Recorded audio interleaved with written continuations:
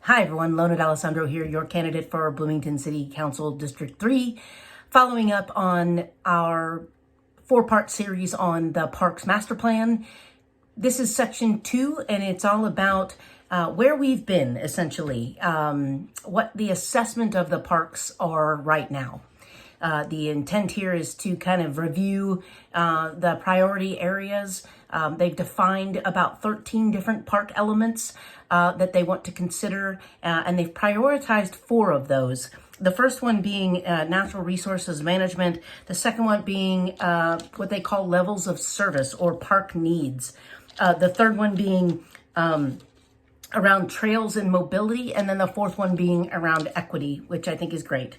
So regarding natural resources management, essentially what they're identifying is that there's a dearth, if you will, of oversight. If you think about it from a horizontal perspective, for natural resources management across the city's systems. So we have parks people, obviously, we have forest people, we have wastewater people, we have trails people, but we don't have somebody looking at that through the lens of natural resources management. And when we think of natural resources, we're not necessarily talking about water in the strictest sense of what it comes out of your pipes, for example. We're talking about things like how we manage natural spaces, how we deal with preservation and restoration of our native wetland and prairie land, things of that nature. We are apparently the only city in this whole benchmark study that they've been doing that does not have a dedicated resource in this area. So the main thrust of this recommendation, as you'll hear when we think about the future of the parks in section 3, is that we should have a natural resources management office that's full-time and staffed appropriately. In terms of park needs and level of service, it's things like, hey, what do we have too much of and what do we have too little of? We're over-indexed on things like baseball fields and softball fields, for example, but under-indexed in other areas like indoor aquatics, for example. And so looking at how to best manage those resources, what we might do differently. And so it's a good survey of the specific capabilities of our parks and natural areas.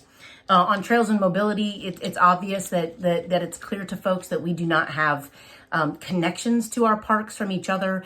There's not loops within a lot of our parks. There's not easy ways for people who are walking and or bicycling to get to and from parks, including both north and south and east and west. And so there's a good overview of the deficiencies that are in that space.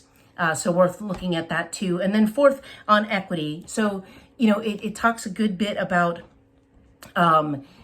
inclusive parks, the notion of playgrounds, and what we could do to update them. They've not been updated in 30, 40 years in some cases. Make the appropriate investments. And equity from both a city lens, so looking at the northeast area of our city, including some of the districts, precincts in District 3, like my neighborhood, for example, and also at the neighborhood level. So, making sure that the parks that are in those neighborhoods reflect the needs of those neighbors for the next, 20 years or so. Pretty interesting there too. And so a focus on Service Area 4, which is the northeast part of the city, worth checking out, especially if you live in that neighborhood, like I do. And then, the other major areas are also identified and stuff like that, but it's worth looking at all of them. There's 13 in total, and I think that it's a really good overview of where we're at and what we might have in terms of challenges.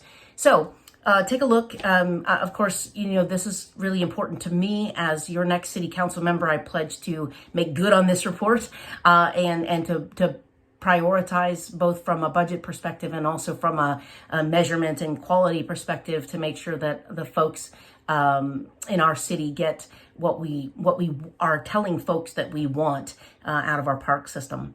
Let me know what you think. We'll put some more referral to the comments section of the video. And of course, please get out and let's talk Bloomington and make your voices heard. Thanks.